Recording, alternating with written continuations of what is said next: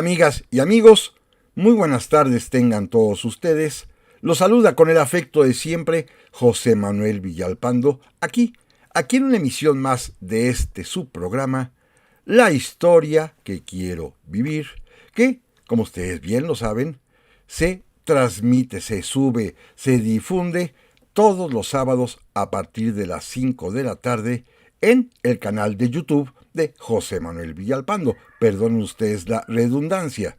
Este programa y cientos de programas anteriores se encuentran en ese canal. Claro, el que corresponde a cada 8 días, como es esta la ocasión, a partir de las 5 de la tarde está disponible, pero en cualquier momento, en cualquier día, a cualquier hora, pueden ustedes abrir el canal y ver, escuchar, oír cientos, literalmente cientos de programas anteriores. Naturalmente les agradezco infinitamente su compañía, su presencia, su tolerancia, su paciencia y que estemos juntos para platicar un rato acerca de historia y por supuesto reiterándoles como siempre lo hago que este canal, que este esfuerzo, que este programa, que lo que hago no tiene ninguna otra finalidad ni utilidad económica, es totalmente con ánimo de difundir la historia sin fines de lucro, no está monetizado y lo reitero porque siempre, nunca falta por ahí alguien que comente esta circunstancia de que ¿cuánto me pagan? Pues nada. Debo decirlo y con todo respeto que apenas hace unos días alguien me ofreció que podía yo contratarlo en mi equipo de producción. Tuve que confesarle que el equipo de producción soy yo mismo, yo solito nada más. Así que bueno, así se hace este programa con esta idea simplemente de platicar de historia y les reitero eso sí, que están a su disposición las vías electrónicas que permiten comunicarnos, bien sea a mi correo villalpandohistoriador@gmail.com o también a mi página de Facebook Villalpando y la Historia, o bien en los comentarios que permite también el mismo canal de YouTube. Gracias amigas y amigos por su compañía y si les parece bien vamos a iniciar el programa de hoy. Y el día de hoy vamos a continuar con el tema que abordamos la semana anterior referente a Napoleón Bonaparte y México. Motivado, según les platiqué y lo haré simplemente de manera muy rápida, porque la más afamada y tradicional editorial mexicana, Porrúa, me encomendó una especie de estudio introductorio para una gran biografía de Napoleón escrita por el francés Jacques Benville. Saldrá próximamente, pero no podía yo aguantarme literalmente las ganas de platicar con ustedes mis hallazgos, y esto pues simple y sencillamente con la idea de conocer un capítulo más de la historia de México, ahora desde el punto de vista de un personaje que nunca vino, pero que sin embargo, como ya lo comentábamos hace 8 días, tuvo un gran impacto en nuestra historia, Napoleón Bonaparte. Para comenzar, simplemente déjenme retomar uno de los varios puntos que platicábamos la semana pasada, el referente a esa noticia falsa, un mito, una leyenda, que se refiere a aquellas palabras que supuestamente habría dicho Napoleón al referirse a José María Morelos y Pavón, cuando dicen que dijo que con un Morelos, o con 10 o con 100 Morelos, conquistaría el mundo y que ya vimos que eran y son absolutamente falsas, inventadas por alguien que exagerando el patrioterismo quiso colocar a Morelos entre los grandes héroes de la humanidad, cuando ya lo está sin necesidad del padrinazgo que podría darle o el espaldarazo que le daría Napoleón Bonaparte. Esto lo vimos la semana anterior, pero déjenme a partir de ahí retomar el programa de esta ocasión. Fíjense, de quien sí supo Napoleón Bonaparte de su existencia, fue de un joven español que años después sería importante en la historia de México. Me refiero al famosísimo guerrillero Javier Mina. Nuestro Mina, el que está aquí sepultado en la columna de la Independencia y que participó allá en el año de 1817 en la Guerra de Independencia, porque vino desde España, en realidad de Inglaterra, a México, para ponerse a las órdenes de los insurgentes e iniciar una brevísima y trágica campaña militar con la idea de combatir desde aquí el absolutismo de Fernando VII y naturalmente contribuir a la libertad de México. Javier Mina. Bueno, en sus años juveniles, cuando apenas tenía 21 años de edad, Javier Mina, allá en 1810, ya participaba de manera muy activa y denodada en las guerrillas que se oponían a la invasión francesa en su España natal. Era un guerrillero que combatía por la, ellos lo llamaban así, independencia española, haciendo frente al ejército invasor francés. Y era exitosísimo como guerrillero a grado tal de que un buen día, mal herido, había recibido una serie de balazos y bayonetazos en el brazo izquierdo. Fue capturado por los franceses. Para ellos fue un auténtico triunfo el poner fuera de combate a este peligrosísimo y juvenil guerrillero Javier Mina, a grado tal, ese era el entusiasmo francés por haberlo capturado, que se lo informaron directamente a Napoleón Bonaparte, el emperador de Francia. Y Napoleón, de su puño y letra, con su manita, escribió en un papel la orden perentoria: cuidad de que Mina sea pasado por las armas inmediatamente. Personalmente Napoleón Bonaparte ordenó que fusilaran a Javier Mina, pero los propios oficiales franceses, así como muchas personas de la sociedad española afrancesada, los que estaban a favor de Francia, imploraron a Napoleón Bonaparte por la vida de este muchacho, Javier Mina, sobre todo por su juventud. En aquel tiempo, 21 años es un muchacho todavía, como hoy en día, son muchachitos apenas. Y estas peticiones conmovieron a Napoleón, sobre todo a partir del hecho que Mina estaba mal herido. Por poco pierde el brazo. Y ordenó, una vez que lo indultó, ordenó que lo trasladaran a París, que lo encerraran en la prisión militar del castillo de Vincennes, en las afueritas de la capital de Francia, y allí fue a dar Javier Mina, listo, pues, para lo que sucediera, probablemente enfrentar una terrible agonía porque el brazo lo tenía deshecho. Tuvieron que hacer una serie de intervenciones quirúrgicas terribles, a grado tal de que, por un verdadero milagro, salvó el brazo y salvó la vida.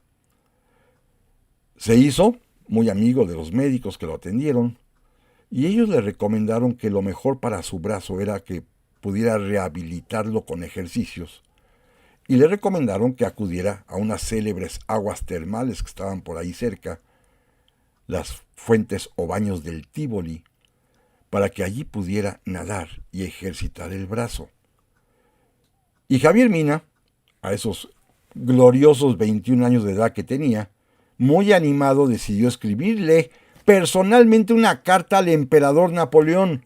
Le escribió Mina una carta a Napoleón para pedirle su indulgencia con su espíritu de humanidad, que le permitiera salir de la prisión para ir a una casa como prisión domiciliaria cerca de estos baños del Tívoli para poder ejercitarse.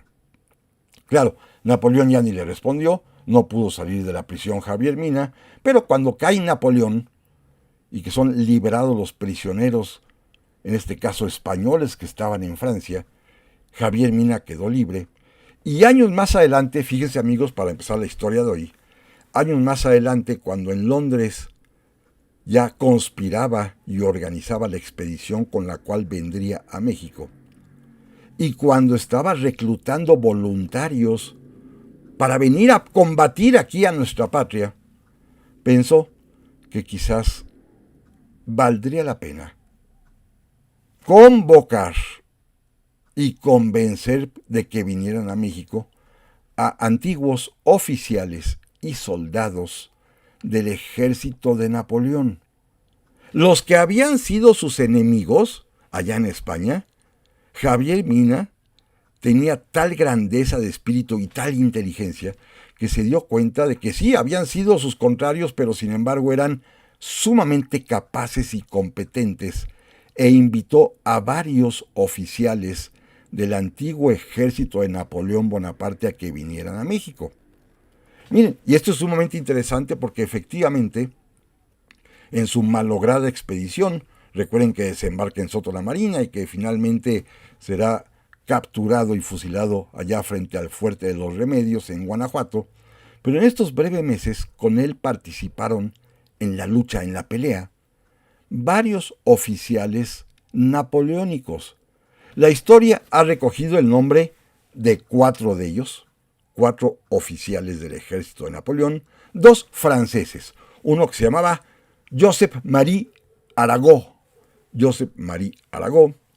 otro más que se llamaba Adrian Wall con W-O-L-L, otro más que se llamaba José Stavoli, que era de origen italiano, y uno más que se llama Carlos o Karol Beneski, de origen polaco. Los 4 habían sido oficiales en el ejército de Napoleón Bonaparte, los 4 vinieron con Mina, salvaron la vida y finalmente los 4 se quedarían a servir como oficiales y más tarde como generales en el ejército mexicano. Fíjense, lo interesante está en que México independiente, a estos hombres que habían venido con Mina, les reconoce el grado, los admite como oficiales en el propio ejército de nuestra patria, por supuesto se nacionalizan mexicanos y van a combatir a favor de México, particularmente los 4 en la famosa batalla de Tampico, al lado de Santa Anna, para defender a México de la segunda invasión española, y después ya cada uno seguirá su propio camino. Arago va a participar en la guerra de Texas, por ejemplo. Stavoli, pues él dejará el ejército pronto porque se casa con una rica heredera, la hija de don Manuel Tolsá, el famoso escultor Tolsá, el del caballito. Su hija se casa con Stavoli, se vuelven empresarios y se enriquecen, y finalmente Carlos Beneski o Karol Beneski será muy amigo de Agustín de Iturbide. A este personaje, Karol Beneski, ya lo conocemos. Hablamos hace algunas semanas de él porque tiene mucho que ver con Agustín de Iturbide. Recuerden que es un polaco, repito, que formaba parte del ejército de Napoleón, que se incorpora hacia 1821, después de haber participado pues en varias aventuras en diversos continentes, llega a México y se incorpora al ejército trigarante y muy pronto se hace muy amigo de Agustín de Iturbide. Quizá por su origen polaco, quizá por su experiencia como oficial napoleónico. El caso está que era un hombre que conocía perfectamente bien la vida, la obra de Napoleón Bonaparte. Y, pues mi gran sospecha es que al menos le platicó en varias ocasiones diversos capítulos, diversos sucesos de la vida de Napoleón que van a hacer que Iturbide quiera imitar a Napoleón. Particularmente son 4 momentos muy específicos. Miren, primero, Beneski le platicó a Iturbide la manera como Napoleón Bonaparte llegó al poder mediante un golpe de Estado en aquel famoso 18 Brumario que ustedes seguramente recuerdan, cuando se presentó con sus soldados ante la Asamblea Francesa y literalmente exigió que lo declararan cónsul de Francia, primer cónsul de Francia.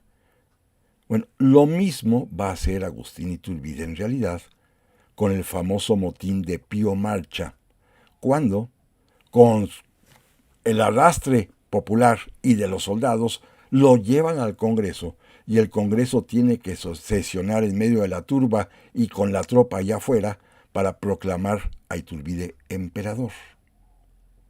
Segunda vez, Karol Beneski le mostró a Agustín de Iturbide reproducciones litográficas seguramente de aquel famoso mural de la coronación de Napoleón Bonaparte, pintado por un gran artista de apellido David, en el cual aparece con toda fastuosidad la corte imperial francesa en el momento en que Napoleón Bonaparte le coloca la corona a su esposa Josefina, estando atrás sentadito el Santo Padre.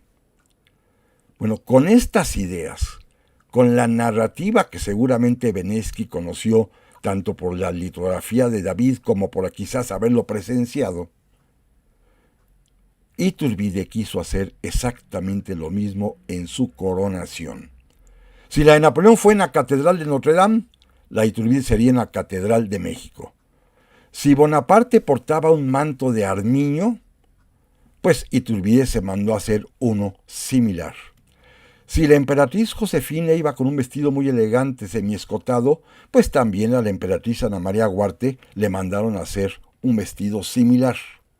Es decir, Benešky convenció a Iturbide de que hiciera el mismo hecho fastuoso de la coronación.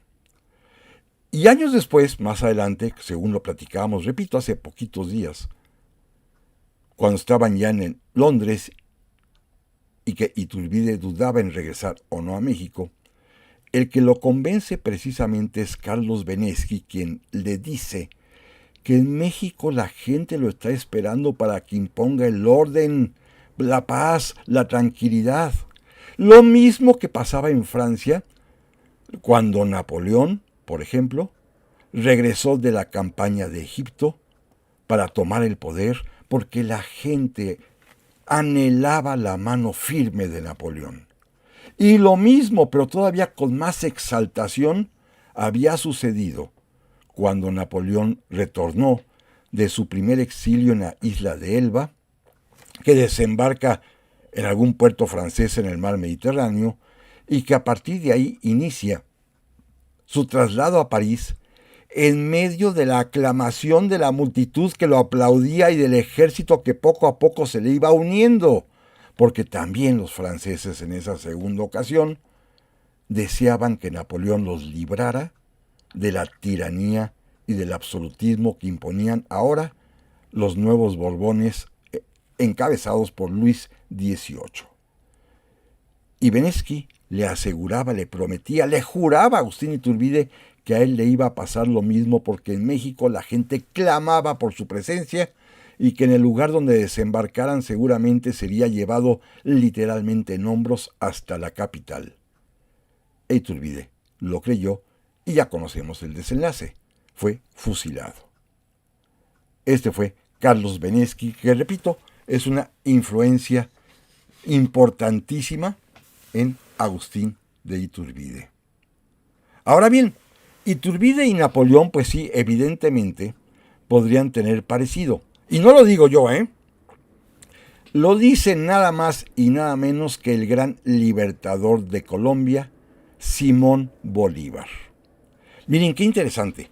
Si bien Benešky había hecho comparaciones para adular a Iturbide y convencerlo que se comportara con Napoleón, desde Bogotá, Simón Bolívar también realizó una especie de ejercicio comparativo entre Napoleón e Iturbide, ya desde otro punto de vista. Para entonces ya había sido fusilado Iturbide.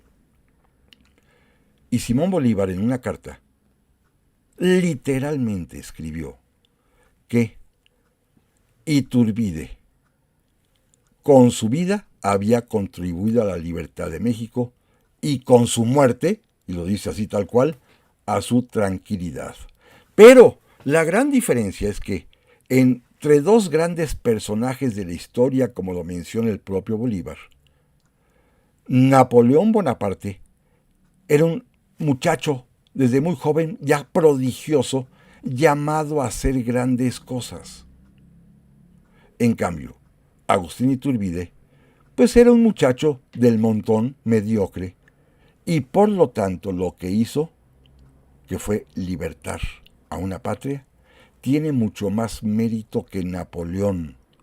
Y son palabras textuales de Simón Bolívar que repito, reconocía la grandeza de Iturbide, vivo y muerto, comparándola con el propio Napoleón. Simplemente, si Napoleón tenía intelecto, pues tuvo que haberlo desarrollado. Si Napoleón tenía, pues, esta capacidad y potencia para ser alguien grande, lo hizo. En cambio, nada apuntaba a que Iturbide tuviese estas mismas cualidades. Sin embargo, el reto fue descubrirlas, echarlas a andar, darle la libertad a México, y por lo tanto, para Simón Bolívar, esto tenía muchísimo más mérito que lo que había hecho el propio Napoleón. Total, regresemos a México. Miren, pasó algo muy curioso. En el año de 1824, poco después de la muerte de Iturbide, que ya no tiene nada que ver aquí, el día 15 de agosto de ese año, varios emigrados franceses que vivían en México, entre ellos estos 4 oficiales que hemos platicado, que venían con Mina, así como muchos otros residentes, comerciantes, gente francesa que estaba aquí, se reunieron en una casa en la entonces calle de San Francisco, hoy la avenida Madero, en el centro de la Ciudad de México, para celebrar a San Napoleón. San Napoleón, me van a decir ustedes, ¿cómo que San Napoleón? Pues sí, se celebra el 15 de agosto, o se celebraba, que corresponde justamente al día de nacimiento de Napoleón Bonaparte, y él mismo, siendo emperador, dictó un decreto, fíjense qué interesante esto, para que en su natal Córcega, la isla de Córcega, cada 15 de agosto se celebrase a un tal San Napoleón que no existía, con la idea de que ese mismo día, que también se celebra la Asunción de la Virgen María, pues fuera una fiesta secundaria y que el pueblo francés, en principio en Córcega, después en toda Francia, celebrara el onomástico del emperador. Esto, por supuesto, en su momento propició el enojo del Santo Padre, pero bueno, el caso está que ya está Napoleón muerto, ya está Iturbide muerto, y en México a un grupo de franceses, acompañados de mexicanos que conocían muy bien a Napoleón Bonaparte, por haberlo estudiado, se reúnen para celebrar a San Napoleón, y uno de ellos, el famosísimo periodista y escritor mexicano Carlos María de Bustamante, que era un conocedor profundo de la obra de Napoleón Bonaparte, que está allí presente, dijo que en esa fiesta, habían todos evocado y recordado con gran nostalgia a Napoleón, porque finalmente a Napoleón se le debe, eso dicen ellos, que América sea libre, por las grandes ideas de libertad que aportó, y por eso los mexicanos ya no son esclavos. Esto lo escribiría Carlos María de Bustamante. Debo decirles que el propio Carlos María de Bustamante, un personaje que en algunas ocasiones hemos hablado aquí en estos programas, ustedes recuerdan que, por ejemplo, es quien modifica el Nican Mopogua, que en su versión en náhuatl original, pues habla de que la Virgen le dice a Juan Diego, que no estoy yo aquí, que soy tu madre, ¿qué más necesitas? Bueno, en la versión que publicó en el periódico El Despertador Americano, Carlos María de Bustamante, apoyado por José María Morelos, modifica el Nican Mopogua y hace que la Virgen de Guadalupe diga a Juan Diego, ¿qué no estoy yo aquí, que soy tu madre? ¿Qué más necesitas? ¿Qué no te voy yo a dar la libertad? Bueno, este es Carlos María Bustamante, un personaje interesantísimo que va a morir hasta 1848, pero su pasión histórico de investigador y de lector era Napoleón Bonaparte. Y no desaprovechó en su famoso Diario Histórico de México que publicaba cada semana durante más de 40 años, no desaprovechó la oportunidad de hablar de Napoleón, siempre comparándolo con los políticos mexicanos. Por ejemplo, hizo comparaciones de Napoleón con Guadalupe Victoria, con Vicente Guerrero, con Anastasio Bustamante, con Antonio López de Santana, y siempre naturalmente los políticos mexicanos quedan mal. Nadie está a la altura de Napoleón, eso es evidentísimo. Pero se la pasa criticando los desplantes, los discursos, las decisiones de los presidentes de México, poniéndolos frente al espejo de Napoleón. Por supuesto, siempre los presidentes mexicanos salen muy mal parados, y a veces utiliza la ironía de manera muy fina, muy sutil, y en algún artículo llegó a comentar para burlarse que no cabía duda que Napoleón Bonaparte era el mayor Vicente Guerrero del mundo. Era pura burla de Carlos María de Bustamante hacia don Vicente Guerrero. Es decir, Bustamante va a utilizar la figura de Napoleón Bonaparte, decía yo hace un momento, para contrastarla con lo que hacen, dicen y cómo se portan los presidentes mexicanos, por supuesto quedando siempre mal parados y en ridículo, porque ¿quién puede imitar, igualar al gran Napoleón Bonaparte? Esto es lo que opina, simple y sencillamente, Carlos María de Bustamante, que repito, es un apasionado seguidor, lector, investigador de todo lo que sea acerca de Napoleón Bonaparte. Esto nos da como resultado que la figura de Napoleón era tan importante que en México se le conocía a la perfección, que había libros que circulaban con la vida de Napoleón o con referencias a Napoleón, y que había mexicanos, como este caso el propio Bustamante, que estudiaban a Napoleón Bonaparte. Es decir, era para entonces ya un personaje universal y apenas tenía unos cuantos años de haber fallecido el propio Napoleón. Pero, amigas y amigos, no se vayan, que en un momento más vamos a continuar con esta historia, ahora de Napoleón Bonaparte y su efecto en México, lo que significó su nombre, su vida, su obra, su legado en nuestro país. Nunca vino a México, pero sin embargo, aquí los mexicanos de entonces estábamos bien enterados y conocedores de lo que significa Napoleón Bonaparte, así que vamos a continuar en un momentito más. Ya estamos aquí, amigas y amigos, para la segunda parte de este programa, en el que estamos hablando sobre Napoleón Bonaparte y México. Y déjenme avanzar. Miren, en el año de 1825, y esto les va a parecer a ustedes seguramente muy interesante, como a mí me lo causó la curiosidad y de veras la emoción, en ese año 1825 ya funcionaba el Colegio Militar, instalado allá en la fortaleza de Perote, en Veracruz. Y el presidente de la República, pues preocupado por la educación que recibirían los cadetes, y sobre todo atendiendo que había pocos libros de texto militares en México, escuchó lo que le propuso su jefe de Estado Mayor, el general José Morán Marqués de Vivanco. Este hombre, que era un militar muy enterado, muy leído, le propuso que la educación que se impartiera a los cadetes del colegio militar tuviese lo que podríamos llamar un estilo napoleónico. Seguir los pasos de Napoleón Bonaparte, que a su vez él había estudiado en una escuela militar en Brenes, se había formado en la lectura, en las matemáticas, en el arte de la guerra, y que este tipo de formación era el que convenía a los jóvenes mexicanos que quisieran ser oficiales de nuestro ejército. Y para ello, a falta de libros, le propuso traducir un librito, un pequeño manual, que se llama Prontuario de Puestos Militares y Fortificación, que escribiera en su momento el mariscal Soult,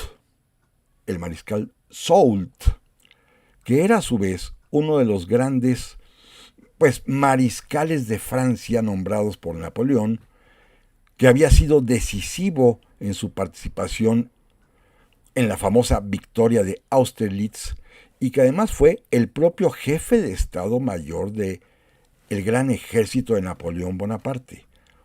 Un hombre muy cercano a Napoleón, muy leal a Napoleón, pero además también un escritor y un teórico militar, que escribió este pequeño manual de fortificaciones y prontuario de puntos militares, que lo tenía en su poder el general Morán, escrito en francés, que se lo encomendó su traducción a un coronel mexicano que sabía hablar de esta lengua, lo tradujeron y por órdenes del presidente Guadalupe Victoria, este librito se tradujo y se imprimió en Palacio Nacional en ese año de 1825 y fue suministrado como libro de texto para el colegio militar. Los periódicos de aquel tiempo, cuando se enteraron, comentaron que esto era muy buena noticia, porque entonces, si los muchachos mexicanos leían el pensamiento militar que provenía de la Francia napoleónica, seguramente México podría contar con oficiales dignísimos a la altura del mismo Napoleón.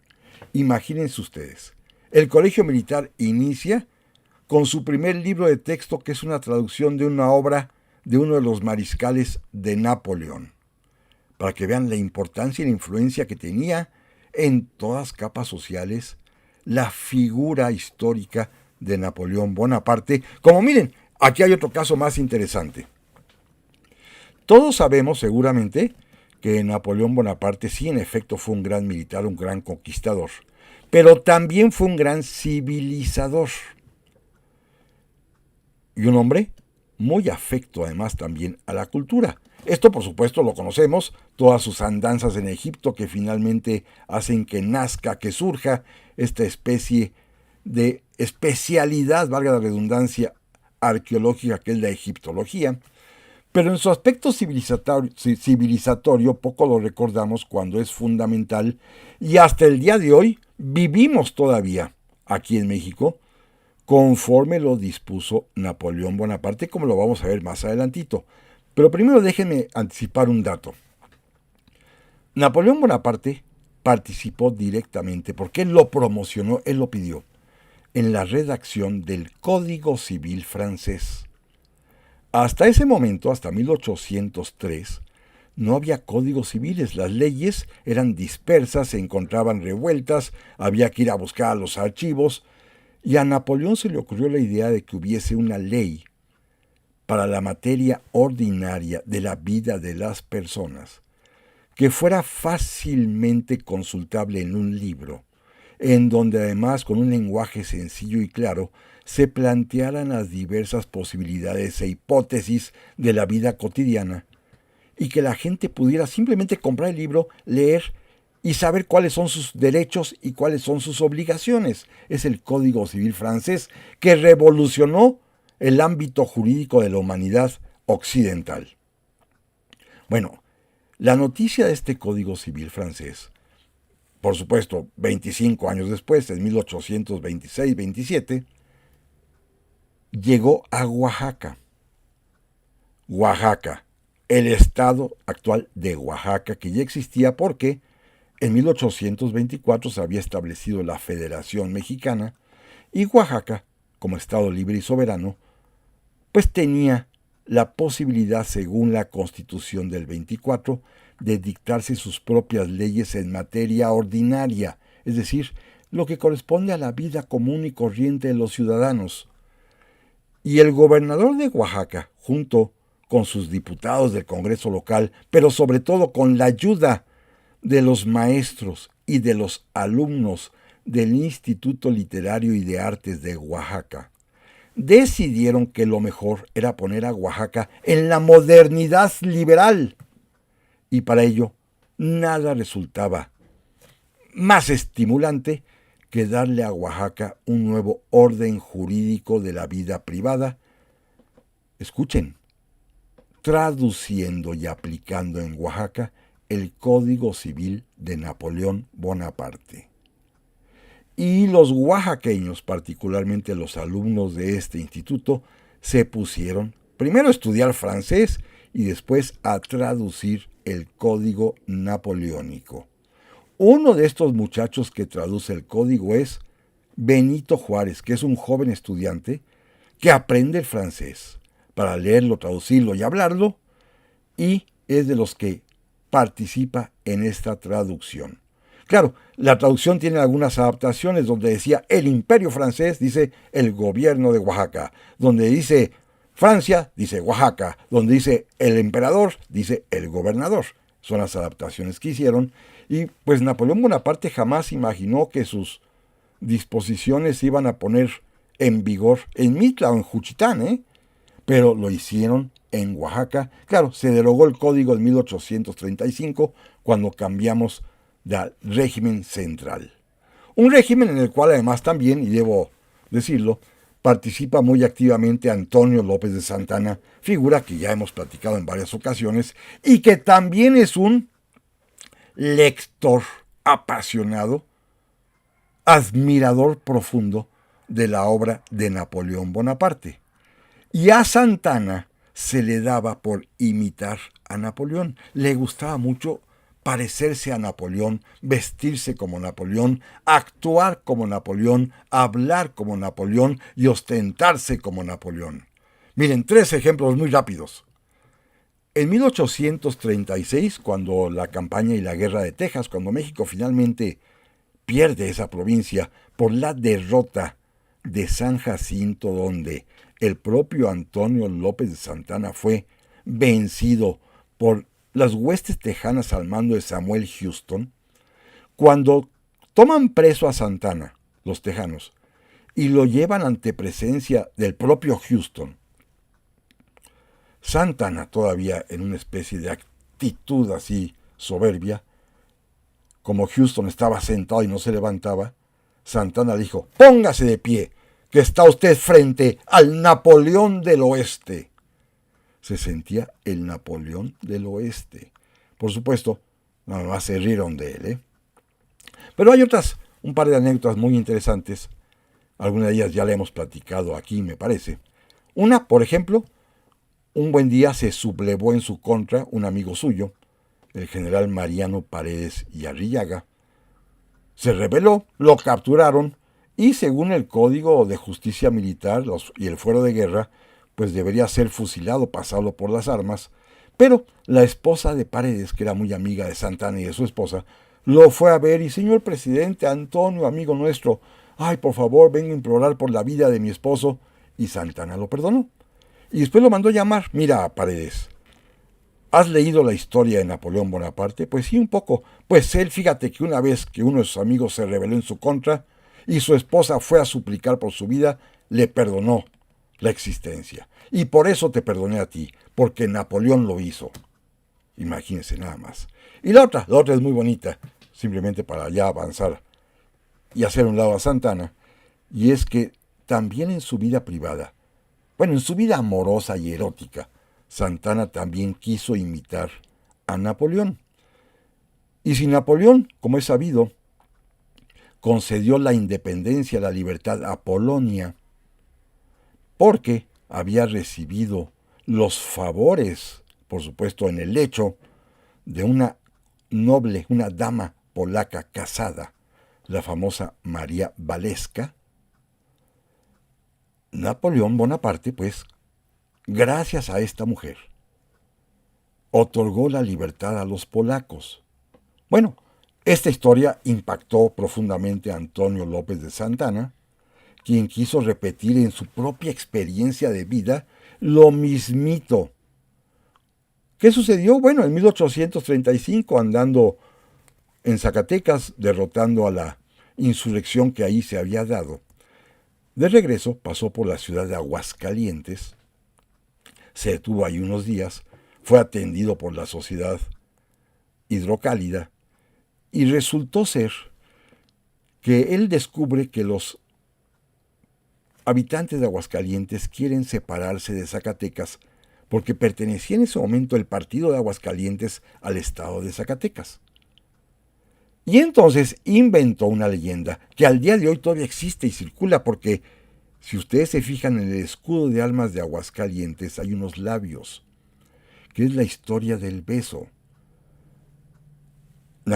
Este Napoleón del Oeste, Antonio López de Santana, hizo circular la versión de que una dama casada, muy respetable y de alta alcurnia de Aguascalientes, la señora Fernández Villa, le dio un beso y él a cambio otorgó la independencia o la creación del estado de Aguascalientes, para que en su vida pasara lo mismo que había sucedido con Napoleón y María Valesca. Él también había otorgado la independencia a una fracción del territorio nacional hoy llamada Aguascalientes gracias a un beso. Por supuesto, cuando esto se publica en los periódicos, la gente murmuraba, ¿cómo? ¿Nada más fue un beso? ¿Con un solo beso?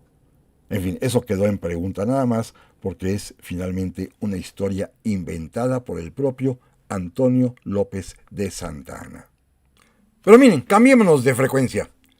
Hay un caso de influencia inversa, de cómo México influyó sobre Napoleón Bonaparte. Claro, ya había muerto Napoleón hacía mucho tiempo, pero miren, algo platicamos también hace algunos días, que en 1838, cuando se exhuman, se trasladan y se vuelven a sepultar después de una gran procesión majestuosa, los restos de Agustín de Iturbide en la Catedral de México, ocurrió algo muy peculiar. Ese año de 1838 estamos en conflicto con Francia. Para el próximo mes de noviembre de 38 se va a declarar la famosa Guerra de los Pasteles, cuando la escuadra francesa bombardea Veracruz, por lo cual será una vez más heroica. El puerto Jarocho será heroico una vez más. Pero antes ya llevaban varios meses de negociaciones, porque pues hay deudas que México no ha pagado, entre ellas las de un famoso pastelero, que por eso se llama la Guerra de los Pasteles. Y en estas negociaciones participan varios diplomáticos franceses, pero también los acompaña el tercer hijo del entonces rey de Francia, Luis Felipe de Orleans, el llamado príncipe de Joinville. Él andaba por aquí, en México, haciendo turismo literalmente, conociendo la capital, sus alrededores, y le tocó presenciar todo el proceso de honores fúnebres a Agustín de Iturbide, de que exhuman su cadáver en Padilla, de que los trasladan con toda pompa y circunstancia hasta la capital, de que hay un desfile enorme, majestuoso, y que finalmente sus restos mortales son sepultados en la catedral. Bueno, esto impresionó al príncipe de Joinville, que regresa a Francia, y convence a su papá, el rey Luis Felipe, de hacer lo mismo con Napoleón Bonaparte, y le platica al detalle lo que vio en México con los restos de Iturbide. Y el rey Luis Felipe de Orleans se convence y le encomienda a su propio hijo, el príncipe de Joinville, que haga exactamente lo mismo que vio en México, que vaya, en este caso a Santa Elena, exhuma los restos de Napoleón Bonaparte, los traslada a Francia, los hace recorrer todo el país, y hay un desfile majestuoso también en la ciudad de París para ser sepultados los restos de Napoleón en la Rotonda de los Inválidos.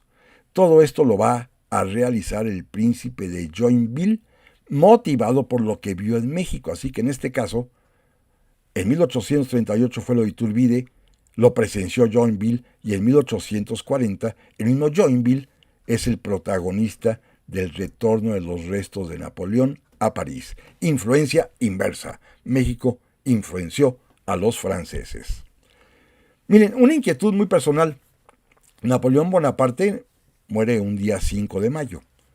Y como todos sabemos, ese mismo día, 5 de mayo, pero en 1862, la batalla de Puebla, en la cual el general Ignacio Zaragoza derrota al invasor francés al mando de Lorenzés. Yo me he preguntado, y lamentablemente no he encontrado, porque todavía no me pongo a investigar a fondo en los archivos militares franceses, ¿qué pensarían el general Lorenzés, sus oficiales, sus soldados, de combatir precisamente el día 5 de mayo, cuando es un día de luto en el calendario cívico francés? ¿Pensaban quizá ese día vencer y obtener los laureles del triunfo y de la victoria para recordar así con un gran éxito a Napoleón? ¿O al revés? Fueron a combatir deprimidos, tristes, por ser un día de mal augurio, porque era la muerte de Napoleón, y finalmente perdieron. No lo sé, es una cuestión totalmente inútil, simplemente he estado pensando en eso. Pero déjeme brincarme a otra circunstancia muy peculiar. En el año de 1911, y esto es muy sabido, cuando el general Porfirio Díaz deja la presidencia de México y se va al exilio precisamente a vivir a París, ahí recibió la visita oficial del presidente de Francia, y allí también sus antiguos enemigos, los militares franceses, lo invitaron para que acudiese de manera oficial y pública precisamente a los inválidos, a mirar la tumba de Napoleón, a recorrer el museo. Y allí lo atendió un oficial francés que de joven había combatido contra el propio Porfirio Díaz y se habían enfrentado. Ahora ya era un general veterano, ya de mucha edad, el general Gustavo Niox, que es el director precisamente de los inválidos, que contiene la tumba de Napoleón, el Museo del Ejército, pero además también una especie de hospital o asilo para veteranos de guerra mutilados, en el que había muchos antiguos combatientes franceses que habían participado en México entre 1862 y 1867. Bueno, ahí fue Porfirio Díaz, ahí fue atendido, y sucedió algo increíble. En las propias salas del museo donde se habla de Napoleón Bonaparte, el general Niox le explicaba los cuadros, las reliquias de guerra que hay allí, y en una vitrina estaba la espada de Napoleón, la misma espada con la que Napoleón Bonaparte había vencido en Austerlitz, en Jena, en Wagram, la espada de uso personal de Napoleón. Y el general Niox extrajo la espada de la urna de cristal, la tomó y se la dio a don Porfirio. Y don Porfirio se sorprendió y la rechazó. No, por favor, no soy digno de ella. Y el general Niox le dijo: perdóneme, señor general, esta espada en ningunas manos está más digna que en las suyas. Y con esto don Porfirio se convenció, tomó la espada en sus manos, la sopesó, la miró, la besó y se la devolvió al general Niox. Era la espada de Napoleón Bonaparte. Quizá don Porfirio habrá pensado que desde el más allá Napoleón Bonaparte también le hacía una especie de guiño y le hacía un reconocimiento. Porfirio Díaz tocó la espada de Napoleón. Creo yo que ha sido el único mexicano que lo ha hecho alguna vez. Miren, déjenme cambiar hacia algo más contemporáneo.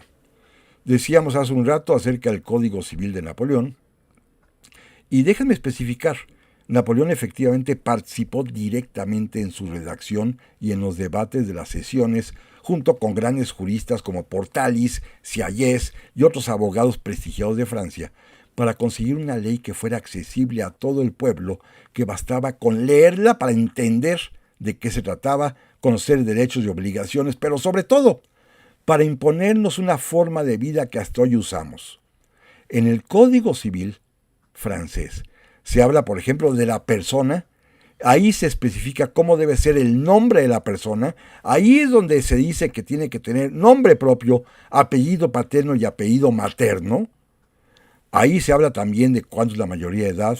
Ahí se habla también de qué es un tutor, de qué es un curador, de qué son, por ejemplo, las obligaciones familiares, qué es el matrimonio, qué es el divorcio, cuál es el deber hacia los hijos, el darles educación, vestido, sustento, alimentación, habitación. Ahí se habla, por ejemplo, de los bienes, de la propiedad, del arrendamiento, del comodato, del usufructo. Ahí se habla también, por ejemplo, de los testamentos, de las sucesiones, de las herencias, de los legados. Ahí se habla de las obligaciones, ahí se habla de los contratos de compraventa, de arrendamiento, de todo tipo. Bueno, esta forma de vida que hoy tenemos en México todavía es la forma de vida que pensó Napoleón para su pueblo. El Código Civil francés sirvió de base para los códigos de España, pero sobre todo para los códigos de toda Iberoamérica. Desde México hasta la Argentina, todos los países han utilizado como inspiración, modelo y a veces textualmente frases enteras del Código de Napoleón. Y así sucedió en México. ¿Recuerdan que hace rato platicábamos del caso de Oaxaca? Bueno, el código lo derogaron en 1835, pero una vez que Benito Juárez consolida la República a partir de 1867, le había encargado a su amigo Justo Sierra O'Reilly, el papá del gran Justo Sierra, la redacción de un código mexicano inspirado en el código de Napoleón. Y Justo Sierra se puso a trabajar con este código para traducirlo al español y sobre todo ya limpiarlo de cualquier tipo de reminiscencia extranjera y que fuera aplicable al caso mexicano. Y en 1870, el presidente Benito Juárez promulgó el primer Código Civil para el Distrito Federal, que se va a convertir en Código Civil de todo el país y que después cada estado de la República lo va a replicar y van a cada quien a publicar su propio Código Civil, pero copiado íntegro del código que escribiera Justo Sierra en 1870, inspirado, repito, en el Código Napoleón, que da una forma de vida que es la que hasta el día de hoy tenemos. Seguimos viviendo, en cuanto a nuestra vida privada, con los parámetros que dictó Napoleón. Todos hacemos gala de nuestro nombre, apellido paterno y apellido materno, porque así lo quiso Napoleón. Antes en México, como lo hemos platicado en varias ocasiones, solamente se utilizaba el nombre y el primer apellido. A partir de 1870 se usan los dos, porque así lo decidió Napoleón en Francia. A partir de ese ejemplo, casi todo nuestro actuar, que tiene que ver con las leyes en materia de vida privada, vida ordinaria, está inspirada en el Código de Napoleón, lo cual pues nos dio civilización. Esto, pues a veces no lo pensamos, ya se vive cotidianamente así, pero valdría la pena recordar de vez en cuando que vivimos así porque así lo pensó para Francia y luego para el mundo occidental Napoleón Bonaparte.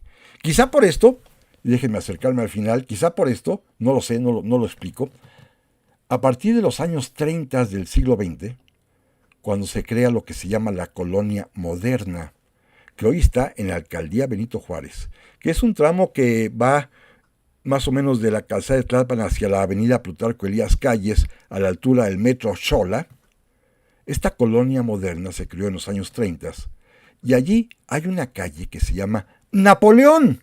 En plena Ciudad de México tenemos una calle de nombre Napoleón, colonia moderna, alcaldía Benito Juárez, que es la continuación precisamente de la avenida Xola, pasando calzada de Tlalpan y que desemboca directamente en la avenida Plutarco Elías Calles. Así que en México tenemos una calle llamada Napoleón y además hasta tenemos en el Museo Nacional de Historia en el Castillo de Chapultepec una mascarilla mortuoria de Napoleón Bonaparte, que en 1835 el médico que atendía a Napoleón en su lecho de muerte, cuando fallece, le toma un molde con arcilla, imprime después las mascarillas mortuorias y hasta las regaló por todas partes. Hay en Nueva Orleans, en Colombia, en Cuba, y cuando vino a México también aquí nos regaló una mascarilla mortuoria de Napoleón Bonaparte, que hoy está en el Museo Nacional de Historia en el Castillo de Chapultepec.